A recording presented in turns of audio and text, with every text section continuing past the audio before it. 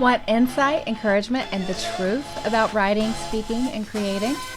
Welcome to For Writers and Speakers, the Called Creative Podcast with myself, Alli Worthington. And I'm Lisa Whittle.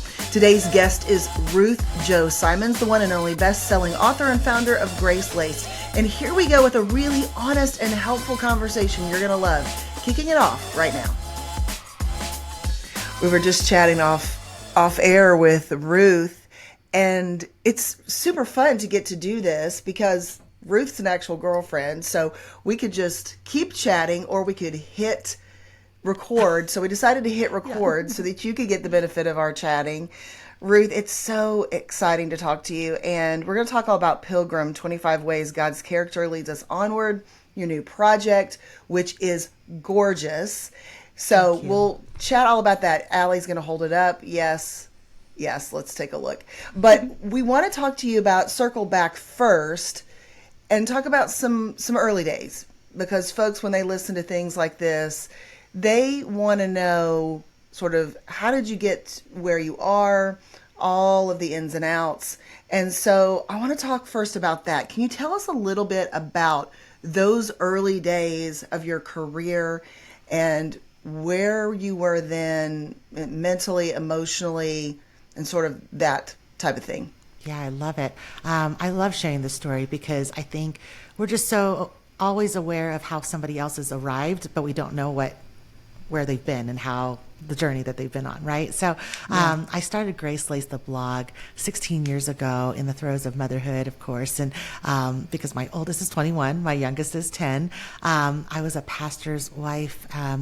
We're back to that these days. Troy's preaching again, and we've got a little growing church. But that was a season where I thought, oh my goodness, I was expecting to go on the mission field or do some really big things for the Lord. And somehow I am now changing diapers and like picking up Cheerios and somehow just like not feeling like I was making huge impact. And so I started the blog, Gracelaced, because I wanted to discover God's grace in my everyday. I was thinking, if God's grace is real, if the gospel is true, then it is real and it's impactful in my life, whether I'm out doing huge things that the world says are huge or if I'm doing it faithfully at home. So fast forward several years later, after I was just faithfully writing on a blog, not trying to make money from it, not doing anything except to like build and hone my craft. I literally was like, how am I ever going to get good at writing? I wasn't thinking I was going to publish, nothing like that. I was literally like, okay, I just want to make sure that if I think this is a worthy topic, it's a worthy topic to talk about in my everyday life without needing anyone else affirming it. I just need to work this out in my own heart, even on a blog. And later on with social media, I started combining art with the writing at the same time. And so I was doing that on Instagram primarily because the image that I was posting oftentimes was just me snapping a quick pic of what was on my desk while the kids were finishing up some homeschool or whatnot. And so the early days, I was really like, Lord, what are you going to do with these giftings? I mean, how am I going to possibly use all these different things in my life in a way that's going to feel like I'm not wasting these gifts? But at that time, my hands were full with a lot of things. And so I was spending a lot of time counseling young women or mentoring young women during nap times or after the kids went to bed.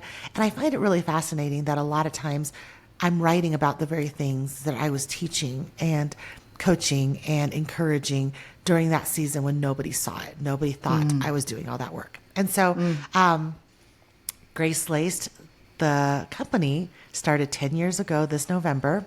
And so we're coming up on our 10-year anniversary, and it started with $300 that I had saved for like little fun runs to the Gap, you know, like, oh, maybe I could go get something new. And I just had a little fund set aside to go shop if I ever needed something. And I took that $300 and Googled how to scan watercolors and get them printed. No idea. I had no idea what I was doing. I think the first prints were scanned at Kinko's and printed at Kinko's.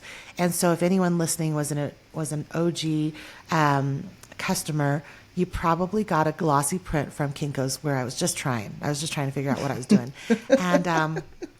And so I think it's funny that, I often like to say anything worth doing is worth doing poorly. I think G.K. Chesterton actually said that better originally, but the idea being, don't wait till it's perfect. And so that's how Gracelaced started. And I remember specifically thinking, we'll just see what happens. I'll just take a stab at it. And we were packaging orders from my kitchen island after the kids went to bed. And that was 2013. And so 10 years later, we are still in shock that the company is still a small business, still owned and operated by us and me specifically. And we're a small women-operated little team, but we're much bigger than we ever thought we would be. And we have more impact globally than we ever thought was possible. So super grateful, super thankful to be able to do what I'm doing. But the behind the scenes is that long before it ever became something that people actually wrote me a check for anything, it was just something I did to bless others and from my home and encourage people from in my everyday life. I love your story. I love the strength and the resilience and the heart behind your company. Let's change tracks a little bit. I want to know, what is some business advice that you've heard or writing advice that maybe you got early on, maybe you see it floating around and you go, that's really bonkers. That does not work for me. What can you identify? Well, the first thing that comes to mind is that paradigm of just because you can doesn't mean you should. I think there are lots of opportunities to scale a business, to publish more, do more, grow at a faster rate. And just because it's right for somebody else doesn't mean it's right for you.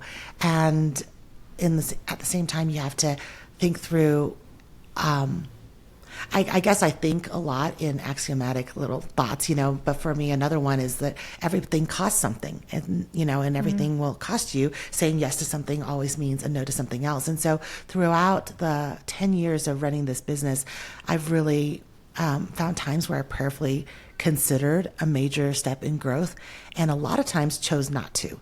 A lot of times chose to either choose to hunker down and make sure that my family was healthy, not quitting things, but growing things slowly so that my family, my sons, on the other side of all this growth would not wonder what happened to their family life. So that was one choice. In publishing, I think you both probably recognize and could agree that no one's going to tell you to cultivate your inner life. You can always go bigger, faster. You can always publish more. You can always do more. There's no end to how you could sell and be bigger, basically. And I am so aware, especially one time when Troy said, well, Ruth, if you're going to be, if the publishers are going to desire this many books from you, then you're going to need to be growing just that much more, in your heart. Like, you got to overflow. He's like, you're going to have to be reading more if you're going to be writing this much. And so I just think that was a really wise piece of advice in the sense that we never want our output to outrun our input, to go way ahead of what's really happening on the inside. And so I think both in growing Gracelaced and the business and my company and the team, and my publishing career, I really have found that to be the best way to run the race well, is to make sure that I don't go ahead of where I really am growing in my own life. That's so good. In a world of terrible advice, I love that is a really good piece of advice. So good. So good, Pastor Troy. Thank you for that. I think you were talking about Gracelaced, and people see this wild success, beautiful success that it is, and probably think I've got a lot of ideas. Maybe some of their things aren't working well. So I'd love to hear from you. Have you ever had an idea that you thought was awesome, but it actually turned out to be a terrible dud, because we need hope that some of our ideas that we think are awesome or haven't worked, we have hope. How in that. many pivots could we talk about in this short Right. time together? Because I'd say, like, let me do the easiest, lowest hanging fruit is I kept thinking, oh, let's talk about like artwork first, prints. I think, oh my goodness, my aesthetic, I would like everything in gold foil and neutrals. Oh man, Gracelaced audience loves full color. And the most popular print I ever sold was this one in primary colors. And I was like, you really want red and blue and a little yellow? I mean, I don't know if I can handle this, right? And so just on a basic level, I've thrown away or had to get rid of or discontinue many a print that I thought, I think this is really lovely. This would be my aesthetic. And nothing is not my aesthetic, but I would say there are things where I'm like, oh, I thought this was a good idea. And you lean into what people really desire and love. Okay, that's low hanging fruit. Let's get a little bit more tender and honest, okay? I'm willing to share it because I love y'all.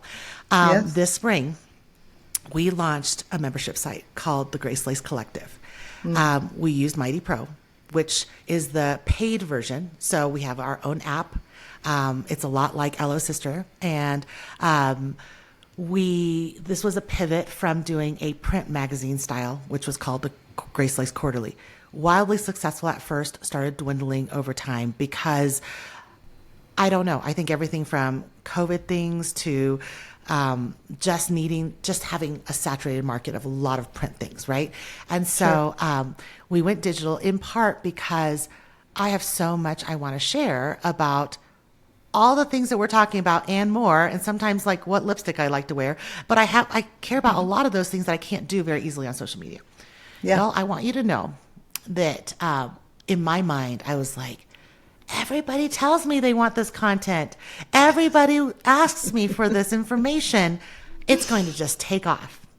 It has been the most uphill journey ever. Like I confess to my team, hey, I'm a little bit used to having the Midas touch where I'm like, I dream it, I implement it, I invest in it, and then bling, it goes, and we do great. I'm used to in retail buying, let's say, 5,000 units of something and then being like, we sold out. Like that happens a lot for us. And in post-COVID, I would say it's not totally gone that way in retail, but it's also not gone that way with a new idea, like doing a digital pivot instead of a hard good. So I want to share that, sometimes you take a risk and you choose to be courageous about putting yourself out there in something that you think will bless a lot of people. But there's a lot of room to grow and learn and think through, is the way you're doing it actually really meeting people's needs? And so we had to even pivot within that. So we're still at it. We're still not, we're not calling it quits or anything at the moment, but it's taken a lot of pivoting to go, okay, just because I thought this original idea, I think people are going to flock over here saying they want to know exactly what Ruth thinks about this. No, actually they didn't flock to me. We had to think through a new way to engage with where they're at. So that's the honest truth about 2023 for me. 2023 is bananas just in general, right? Yes. Thanks for saying that. Yes. But I think that's super important that you say that, Ruth. I think it's really good that you are honest about that, because a lot of people do see the success and they say, oh, Ruth has the Midas touch, exactly what you just said. And she's able to, and even you giving voice to that, saying, hey, I've had great success. And yet there's sometimes things don't work. I think that's a frustration for authors. Anybody listening who maybe has seen an author who's sold really well a book, and then you have another book and a book comes around, and it's humbling. I mean, I have to say, even, I've had that happen. I've had a book do really well, and then I've had a next book come around, and you think there's an automatic, oh, that book's going to do really well. And you're really humbled all the time. And it's good for your career because I think it keeps you hungry. It also keeps you dependent upon the Lord, and know that it's not me. I have to work really hard, but at the end of the day, I have to depend on the Lord. So thanks for sharing that. Absolutely. Yeah. It's really, really good. Now let's take another pivot. Let's talk about the publishing process. What does it look like for you to decide what project is next? Is it you getting feedback from your audience? Is it just the Lord gives you a magic word? What does it look like for you?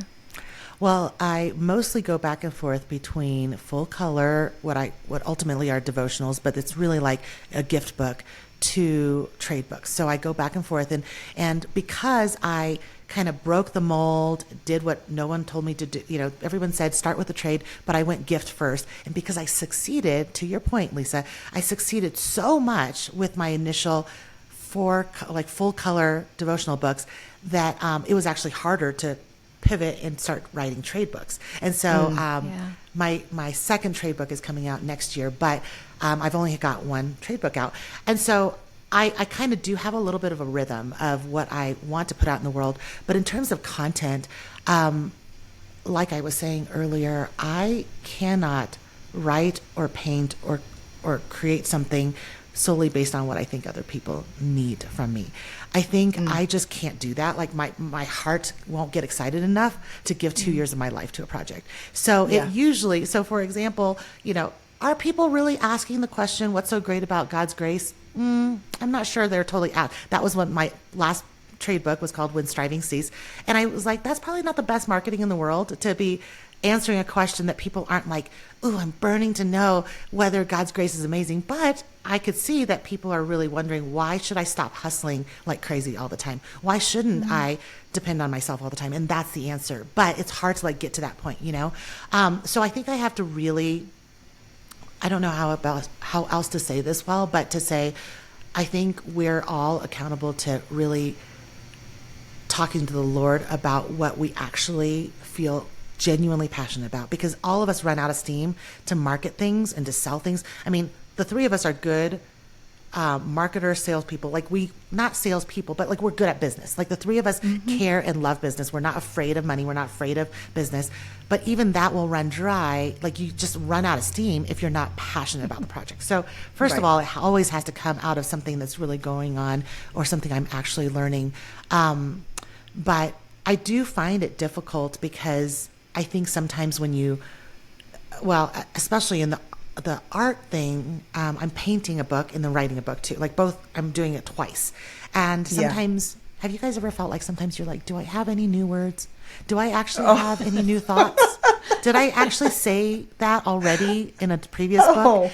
And so you all kind the of time. go wow, I really want to make sure that I am offering something real and fresh. And so I do think it's difficult. I don't think that the average, the reader may not be aware of how much that's a difficult piece of stewardship for an author, is to think through okay, how do I make sure that what I come out with is not a shiny piece of marketing, but rather something fresh and new and actually needs to be in the world. So yeah, and I think that's a particular issue with career authors. So, your goal, you want to be a career author, right? They think that's a goal of a lot of folks. They think, oh, I just love to be an author my whole life, to be a career author.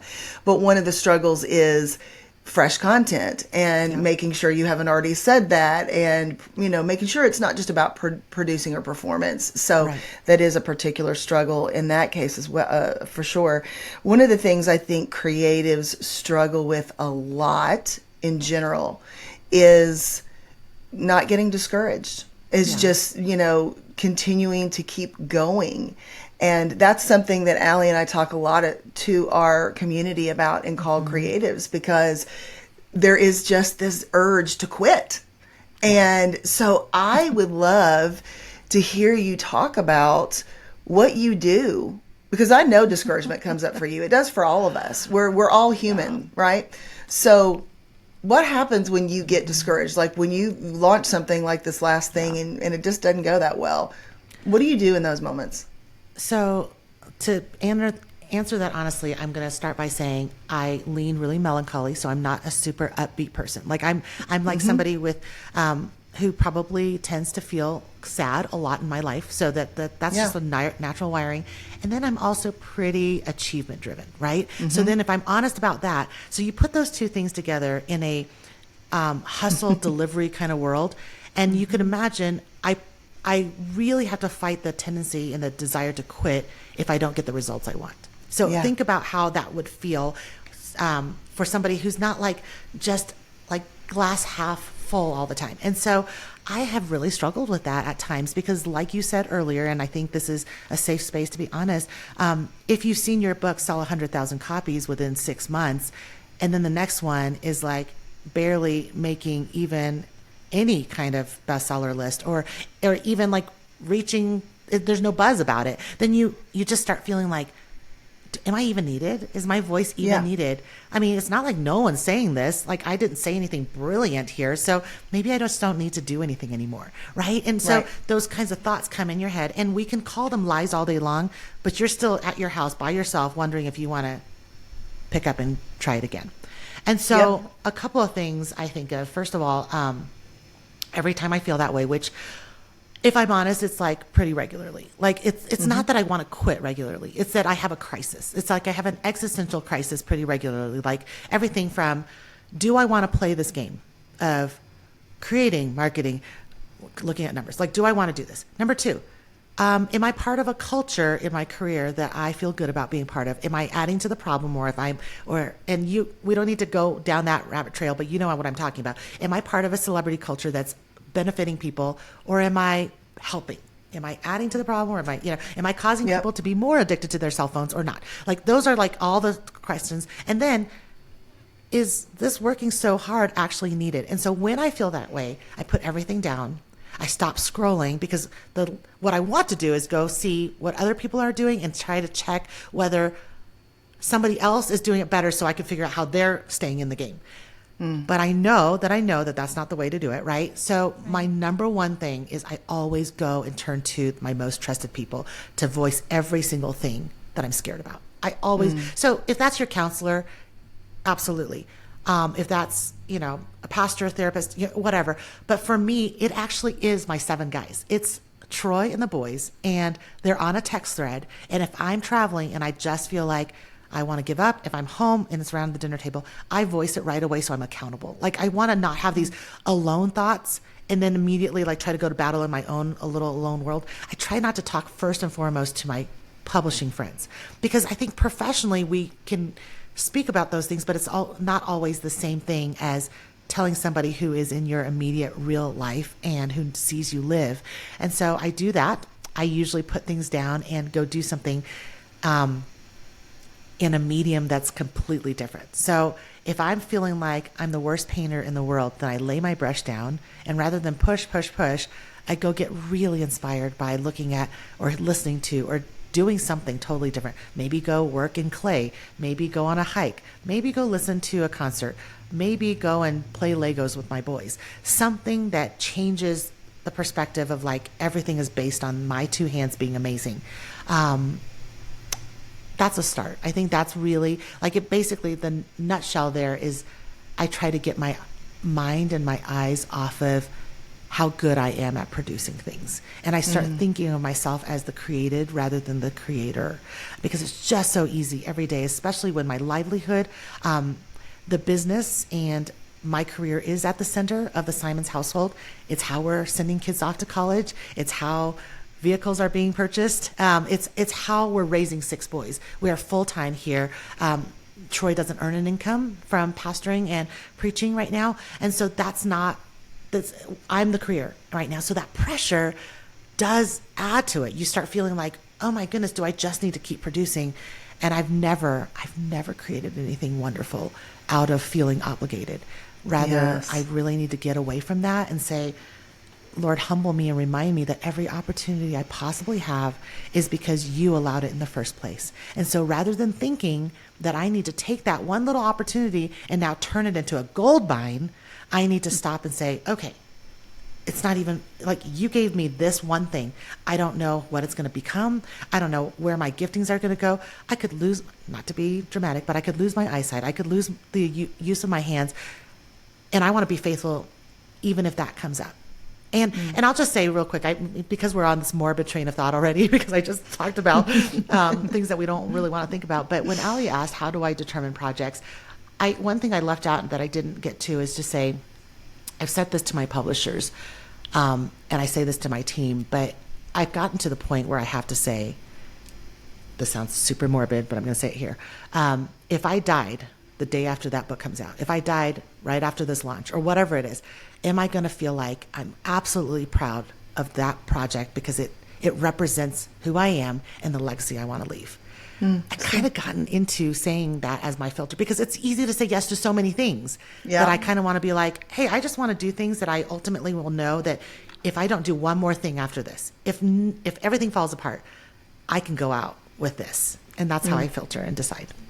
Love that. I think that's a great filter. Yeah. I think the filter of going to the people who know you most, not your friends in publishing, because we're always going to say, you got this. Let's go. You know, because We're in it together, yes. That's how we're built. Yeah. Yes. Yeah. And we're going to commiserate together and go, let me tell you about my last launch behind the scenes, right? But yeah, going to those people who love you and not getting in the vortex and the down spiral that can come from social. I love how honest you were about, let me go look on social and see what other people are doing because they must be doing it better. So then I can tweak what I'm doing and then I can do it better. Right. That is so important because I think social is wonderful. It's how we all met each other the first time. It gives such great opportunities. It lets us meet people that we can serve. But if we don't put parameters on it and have boundaries with it, it can put us in a really bad mental space as creators. Now, speaking of social, let's talk about audience building, not just social. It can be email, any way you want to talk about it. Audience building is, so many people have a love-hate relationship with it. We love building an audience because it's people we can serve, but we kind of hate it sometimes because we're always going, how do we find more people to serve? What's working best for you right now? Yeah, well, it's discouraging sometimes and exhausting because what works one time does not work the next time. And, you know, sometimes you want to check out for 3 months and then you worry about algorithms. It's all those things, right? I think what's working for me is I'm not somebody, and I know this goes against a lot of good advice, and I think you have to do what works for you, but it doesn't work for me to write 30 posts at one time and schedule them out. It doesn't work for me. I know that that's a real good kind of out there in the world of cranking out content. People say that. I don't do it that way. I really work best in more or less real time. Most any post you ever see me post, I might have planned it and thought about it, but usually it started with a voice memo or a note in my phone while I was on a walk, and then I just spoke some words down, and then I revisited that like a week later. So it's always something that's actually going on and processing in my heart. I'm not mustering it up. I didn't write it 10 years ago. And so one, I would say what's working for me is to be real. That's just it. And if I can't, and I have nothing going on in my heart, or I feel like I'm living a lot of personal stuff going on behind the scenes, and I want to be off for a week, I just tell myself, you get to be off for a week. And nobody gets to boss me. And I'm sick and tired of feeling bossed by social, right? Or publishers, or no publishers are bossing me. But I'm just being like, feeling the pressure of like, oh, well, what's going to happen if you don't? Nothing actually has gone terribly wrong when Troy and I went and celebrated our 25th anniversary in Paris. And y'all, I didn't story once. I posted on the day with one picture of us in front of the Eiffel Tower. I didn't use any part of the trip for content. And I was gone for like 2 weeks or whatever. And nobody left. Or maybe they left, but it didn't matter. Like nothing horribly went wrong. And I got to live my life and know that not everything is for content. And not everything is so that I have to work all the time. And so, that's working for me. Secondly, I think that my best and favorite analogy I always give, I think I wrote this in the appendix of a Gospel Coalition book that I contributed to called Social Sanity, but I really think of it as my living room, right? I think, okay, rather than feel like I have to talk about everything, how do I talk about something in a way that feels like if you came over and sat in my living room for an afternoon tea, like how would we talk about it? So that really helps for me, just choosing a paradigm of how you want to use your social and sticking to it so that nobody bosses you, you know? And then last but not least, I'm not going live on Instagram as much as I used to because I don't think the conversations there are as genuine. I would rather do it in my membership site like you all are doing in Called Creatives, because that's where you're actually growing. That's where the best content needs to be. And so that was one of the main reasons why I did a membership as well. It was ultimately in the next 10 years when I become a grandma, I'd like all my content to be somewhere that I own it and not giving all my stuff away to who knows who is joining in. So assessing and determining where you're going to get the best ROI and where you're going to get the best feedback for the time you are putting in. ROI is so important. And I think if someone's listening and they're thinking, well, you're Ruth, you're established, so you can afford to just be doing whatever you want, no one bossing you on social media, which, of course, I love that too, Ruth. I'm the same way. I'm going to do whatever I want. But what I would say to you as a listener is this: what Ruth is saying is really powerful here. There's something that I believe in, which is this authentic confidence, and people are drawn to that. No matter where you are in your career, you can have that. So you walk into your social media with this authentic confidence of, this is who I am, and people are drawn to that. They're drawn to you being who you are, and you not making apologies for this is the space that I have here on social media, and I'm going to kind of own that.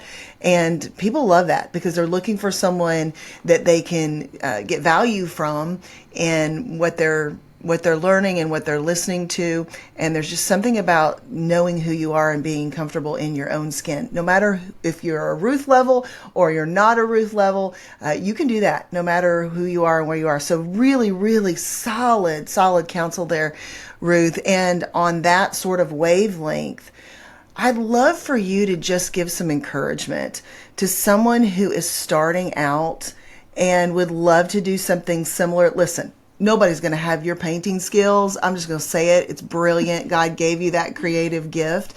There's other wonderful creatives out there, right, that are wanting to start out.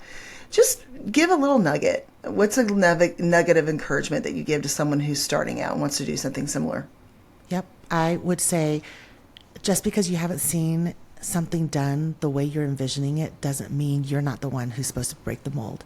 Nobody was writing a gift book in a devotional style like my first book, Gracelaced, and nobody wanted it.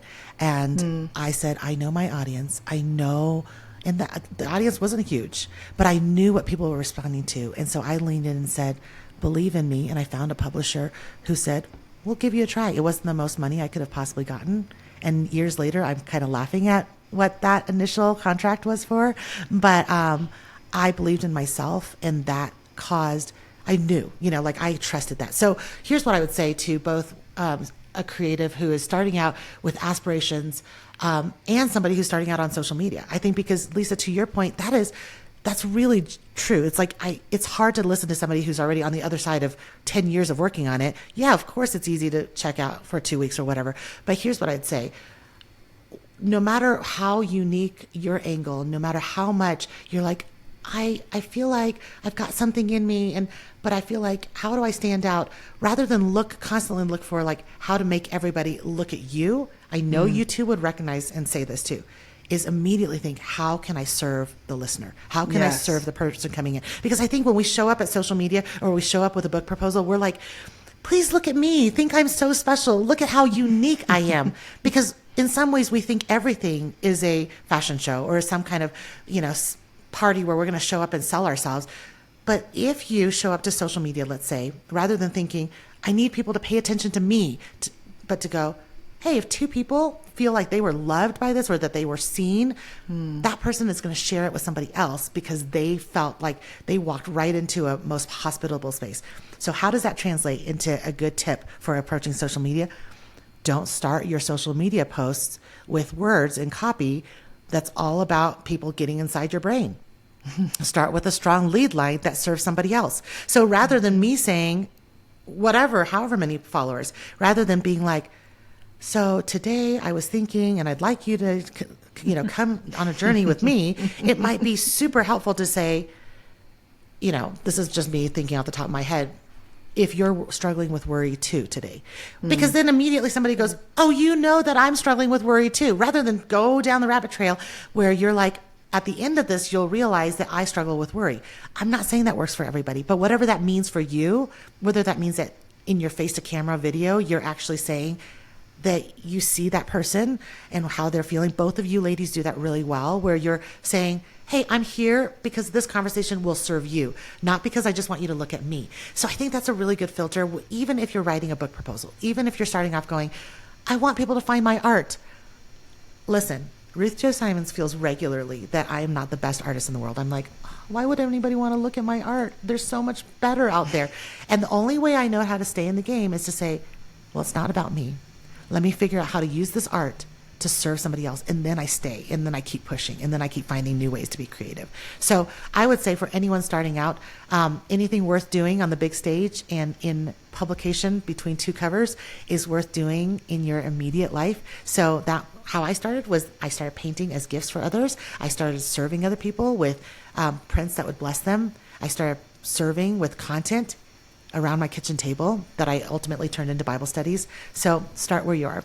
Obviously, that's a pretty common piece of advice, but I would say get really specific about it and say, if I long to do this, teach women, well, then start teaching now. If I long to be published with my art, then maybe start creating things that you can give away and bless others with now.